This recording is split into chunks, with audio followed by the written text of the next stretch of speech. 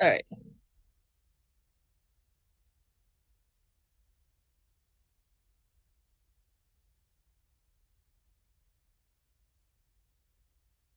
Everything on that I need to turn on and turn everything off. If you can hear me, hi, and how you doing? We have one person waiting, which is nice to see.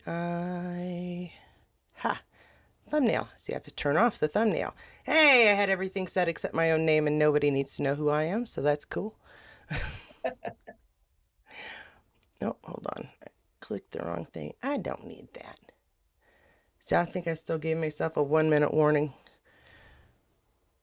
before everything is on here. And since it is already time for it up, we don't need that up either. Woohoo! I do believe that I have miscalculated where my face is, though. I'm going to move that up and my name up just a little bit. There we go. Whew, alrighty. Oops. All So right. if I'm gonna you stop. are Oh, here joining us, what? Sorry, hon. I was talking to my cat. Out. What? Ray?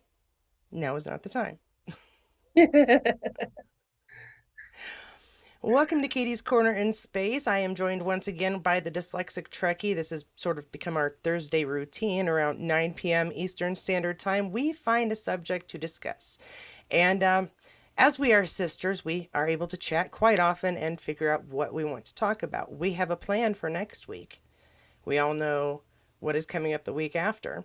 And we have a plan for tonight. And tonight we are going to talk about our favorite Easter eggs and fan service and those references to classic Trek that people are missing by not watching these new incarnations of Star Trek. And with the exception of one pick from the Dyslexic Trekkie, all of them are literally things you're missing by not watching these newest five series. So we'll let that's my little intro. Dyslexic Trekkie would like to introduce herself. Hello, my name is Erica, and I'm the Dyslexic Trekkie. My ensign, Bradbury, is right next to me, making sure I stay on cue and also getting his treats. Now, do ensigns get treats on your Starfleet vessel there? Absolutely. It's his payment, and he earns his pay. He makes sure that I stay on cue. Yes. And as you can see, he's at the helm. That's important. Hey, Bevan Yes. Boulder. Bevan Boulder is our one viewer. She's my Outlander companion constantly on Sundays lately. So very nice of you to join us, Bev. We are talking about those classic references, so hopefully you'll get some good out of it. She likes the classic Trek. So, Oh, do yeah. you have one you want to start off with that may have to have a reference to an oldie but goodie Trekkie? Well, I'll say it's the inspiration for why I thought of this. I had somebody who was making some snarky comments about how terrible All New Trek was, and I said that's fine. You don't have to see the entirety of the TNG crew on the Enterprise D bridge for the first time in 30 years. I can enjoy that all on my own. Yeah, that was pretty impressive right there. Them walking in the doors, you're like, no. But yeah, there Oh, they yeah. are, back on the bridge, taking their places as best they can. Uh, Uh, and I love even Worf is headed to tactical, just as he would on any other day. yeah. And Yeah, that was pretty I I magnificent. I See, I watched from Jordy saying I have a surprise to the thing opening to the end of the episode, then rewound it back to that moment and watched it a second time because I was ugly bawling, eyes wide the entire time, going, "They're there!" And see, they did such a good job remaking that. It looks like it's the original bridge. the only thing that they changed, when he said he had been rebuilding it for 20 years, you notice that the only thing he said he had to change were the nacelles. And that is the Yeah, only thing that looks different looking at it. they And look and like you the but yeah. Sharpies. Yeah. There you go. But No, but that's the original. The Yeah, that's what they they do make used. differences though, yeah. Yeah, the ship that the came from when it was originally created. They used the production crew used Sharpies to the flat Sharpies to make it. Okay. And I saw that, yeah, that's just random trivia. So I was like, yeah, but that's the only real physical difference between them. Trust me, at this point, any random trivia I don't already know is fantastic. I love it. Uh, well, you know how they would go, those magazines, 50 Trek facts you didn't know. Uh-huh. Yeah, I did. Yeah, I did. I Yeah. knew all of them, and you forgot like three details that would have been really good to throw in. So, Yeah. anywho, so yeah, but when he says, I've got a kind of a surprise, and he says he's been building it Hmm. for 20 years, and you see it for the first time, I'm just like, no, no Yeah. way, because that thing was trashed. How you rebuild Oh it? I yeah. mean, he had to reform probably half of the pieces. He could go dig them up. Well, they had to bring it back up because the planet that they crashed onto was not developed enough. Like Yeah, that's it would true. have, yeah. But I mean, how many of the pieces would have really? I Oh mean, yeah. obviously the shells, a good portion of it survives, but come on. Yeah, the saucer section was trashed. The saucer section was completely destroyed. I was really impressed with the fact that they didn't modern it up and yet it still looked new. Right. You know what I Hmm. mean? It was somehow cleaner and yet exactly the same. It it And I is it is a refurbished classic car. It's what happens when a car lover gets, like, I don't know cars, some sports car, and completely rebuilds it until it looks brand new. Yeah, yeah. Well, I'm gonna move on to another one if that's cool with Yes. you. So I'm Yes. gonna go with I think this was your pick, but it was also my pick. I rounded it down to 10 picks so we could fill up time if we needed to. But this is Right. Pike's future. He's able to, in Discovery, during the second season, he Hmm. is going down to a planet, and his quest, I suppose, for the episode is to get a time crystal. And to get one of these Yeah. time crystals, he has to go through a trial. And his trial is he sees his future. He sees the man he will become. And yes, that is Hmm. exactly the man we met during Menagerie. Menagerie, yes? Menagerie. Menagerie, yes. I always Yeah, want to there's say the cage, but cage. it's Menagerie. Yeah, it's menagerie. Yeah. Yeah, and as somebody who's worked around the disabled, that is such a huge thing because he knows what he's going to have to do. And it feels like the firefighters who are running into the burning building, they know there's a good chance they could get hurt. He knows what's going to happen to him, but he has to go do it anyway. And Yeah, it completely reframes everything you see afterwards. it really does. You see that this man decided that despite Mm-hmm. knowing what could happen, and eventually we kind of figure out that he figures out changing it's not really in the Right. cards. He moves forward. He may have 10 years. He knows he may have 10 years, Mm-hmm. and that's all he's got. He's going to do the best he can with those 10 years. And yeah, thank you. Bevan Boulder is the menagerie helping me out. She's a little bit. Bev, apparently, when we talk to people, they don't hear us for a few seconds afterwards. So I do apologize if I'm answering a question and you're like, well, I already answered that. All right. Yeah, never mind. You know what I mean. So I just got the menagerie. I thank you so much. I love the fact that we see him from such a different angle and that Spock is the only one Mm-hmm. that truly knows what he's going through. Yeah, a couple of other people know what's happening, but Spock is his confidant, or confidant. I'm not Confidant, pronouncing yeah. words today. I don't speak with And people anymore. Uh, there's also the fact that um there's a moment in the episode when he goes, I feel like I owe you something now, or Spock's, it says something like, I feel like I owe you something now. And it makes what he does in the menagerie make so much more sense, because if you really this is think about true. Spock, what he did goes against everything we knew about who Spock was. But when you realize he's trying to pay back a debt, it's like I said, everything kind of falls into place just a little bit better. And this deep sense of loyalty we already knew he had, Mm-hmm. but yeah, it kind of wraps it into a, oh, that's even more of a reason why Right. that little extra push to go against everything he's supposed to be doing. Yeah, So because now, loyalty could mean that he is tended to as well as possible, not I'm going to commandeer an entire ship and take you to some place that we're not supposed to go and risk being court-martialed. no, this is a great plan. This is exactly what we should be doing. It makes perfect sense. Yeah. Let's see, do you have another one you'd like to bring up? Um, it's going to be another Picard one, and it's season one, and it's that vault. See, now I The think the vault was Data's and I didn't get the one. I got this one's from season well, 3, but I think it'll still get your point across.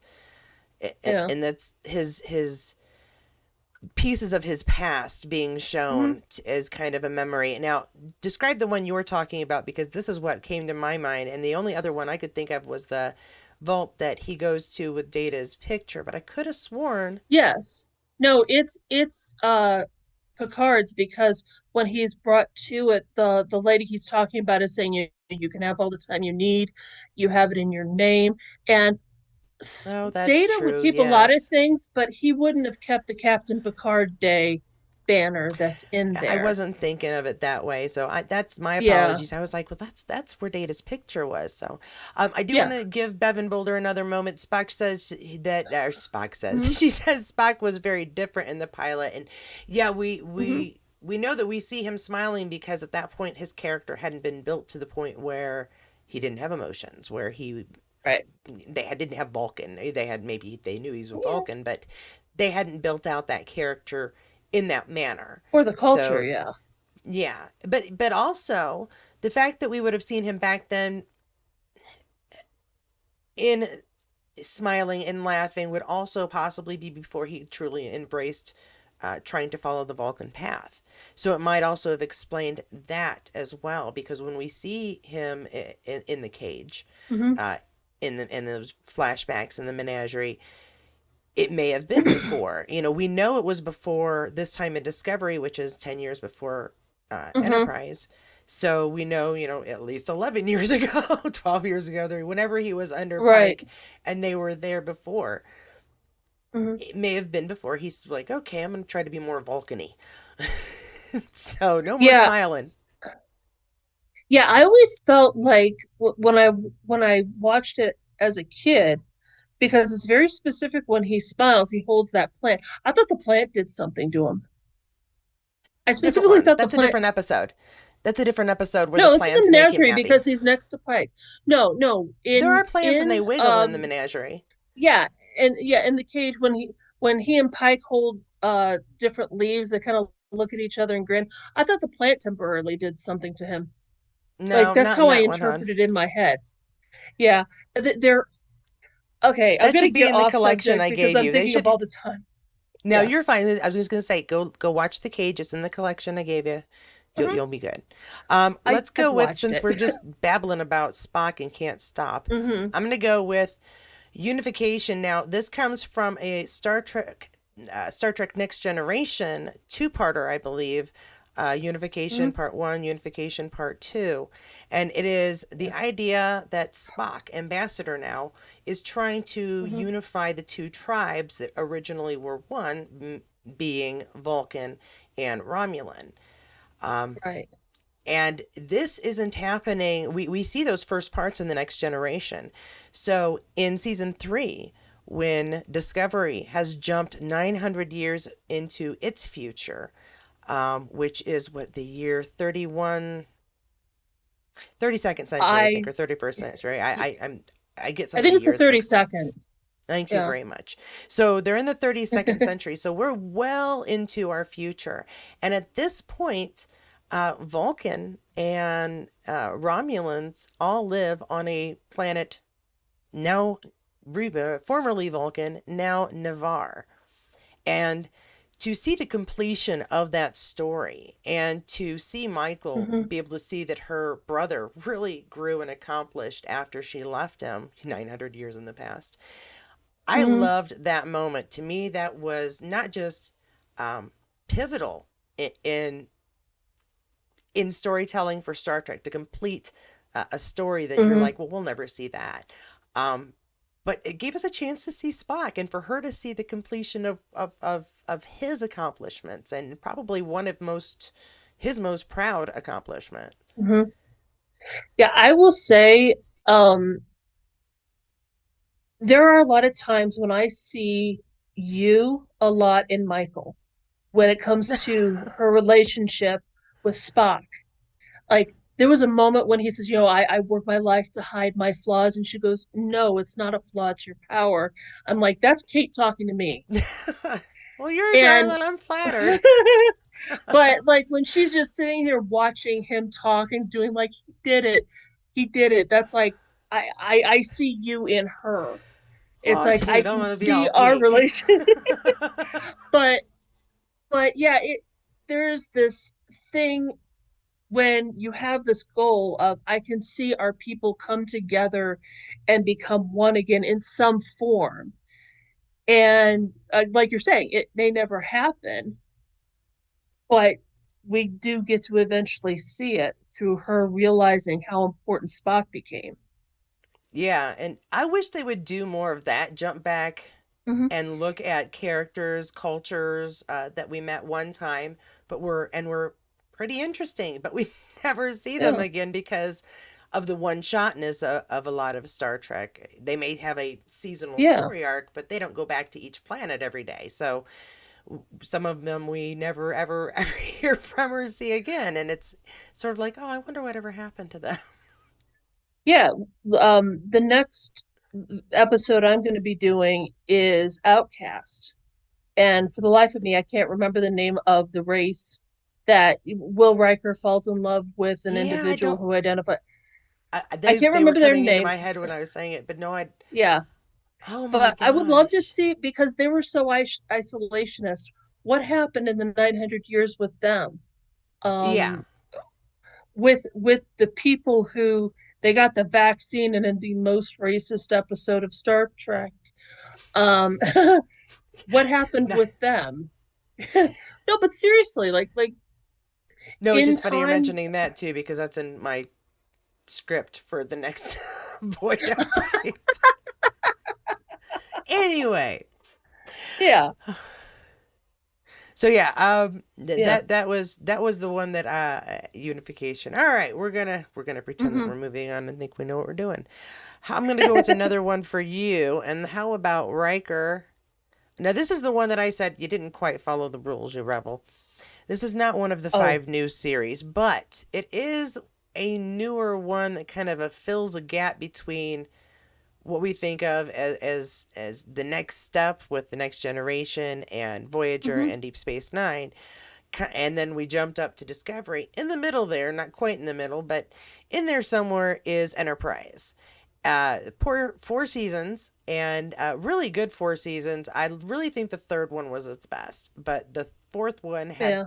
my favorite episode. So it's a toss up for me. One and two are let's figure out who these people are, where this ship can go, and then they really Yeah. got going, in my opinion.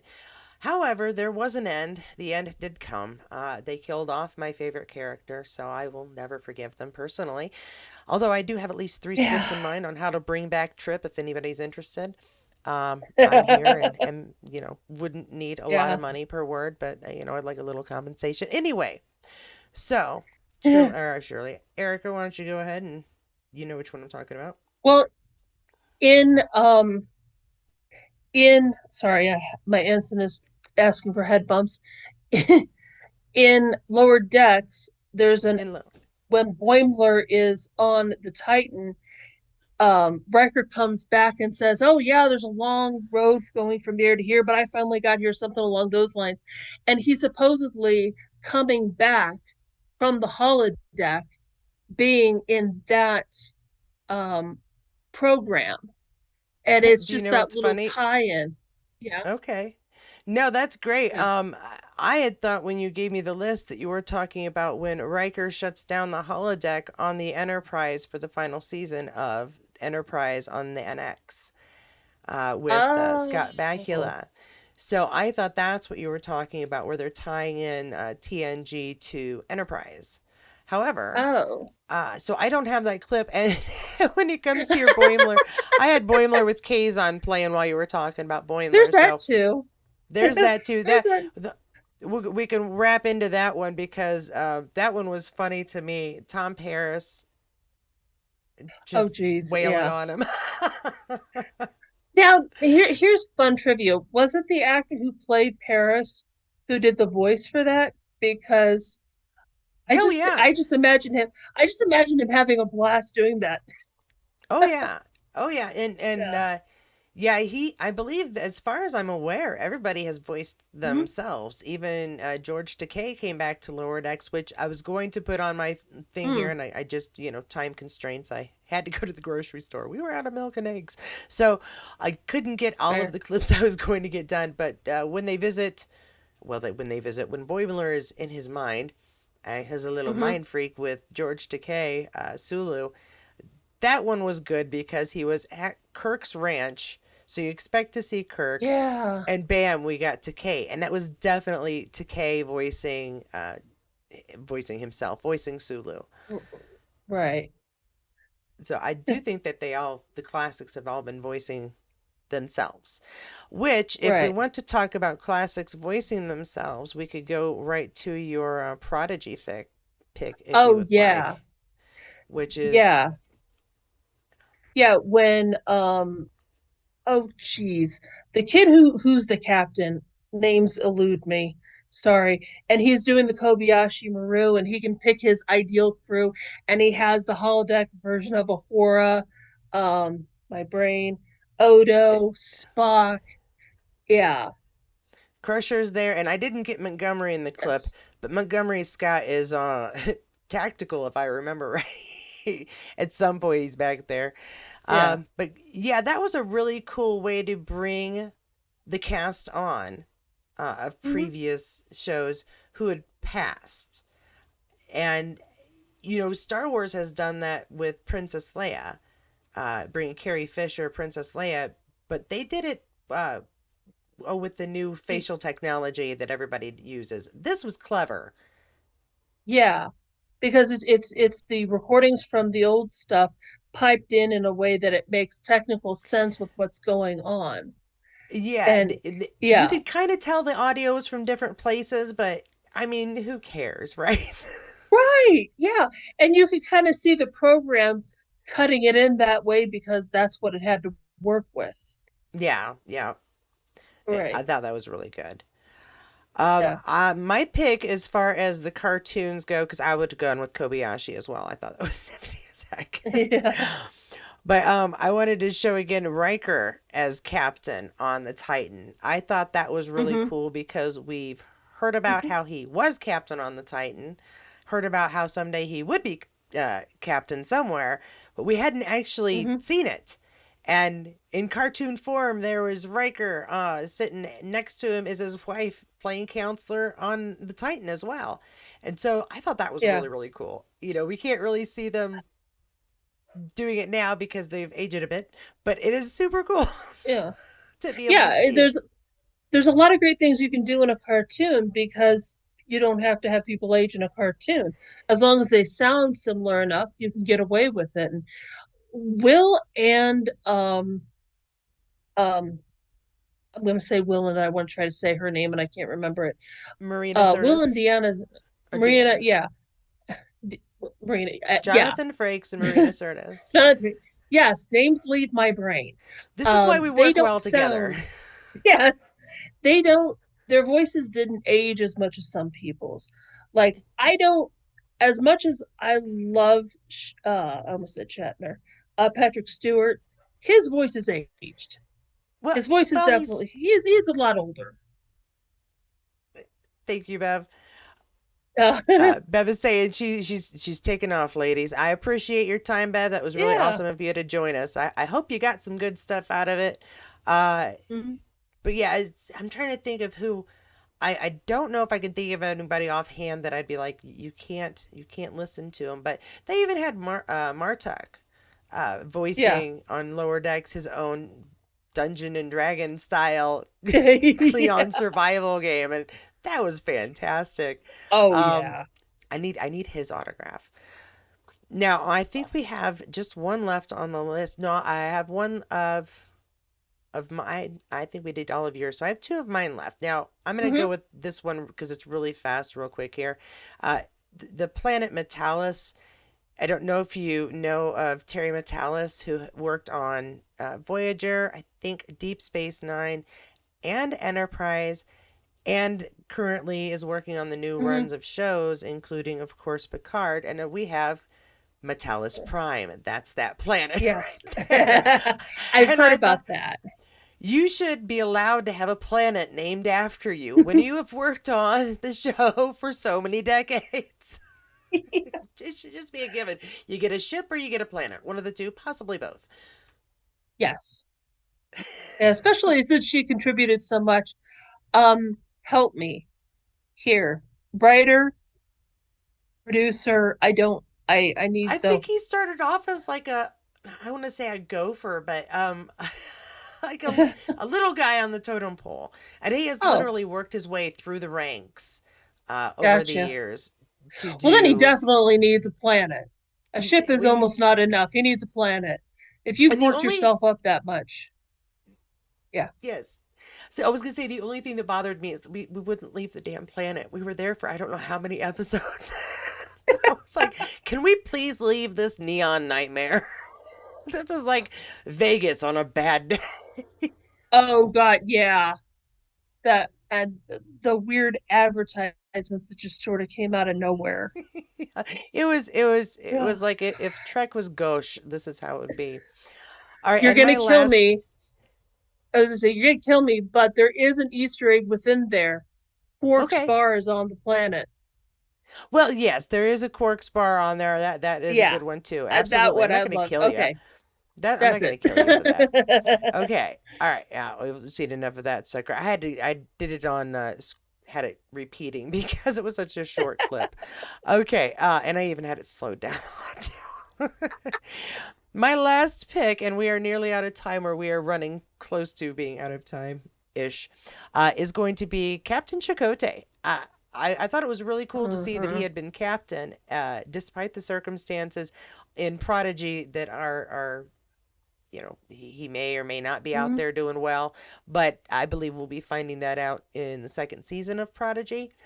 But to Hmm. see Chakotay, I thought that was really cool. We'd watched him be, first in command for 7 years, just like we'd watched Riker be, first commander, first or Hmm.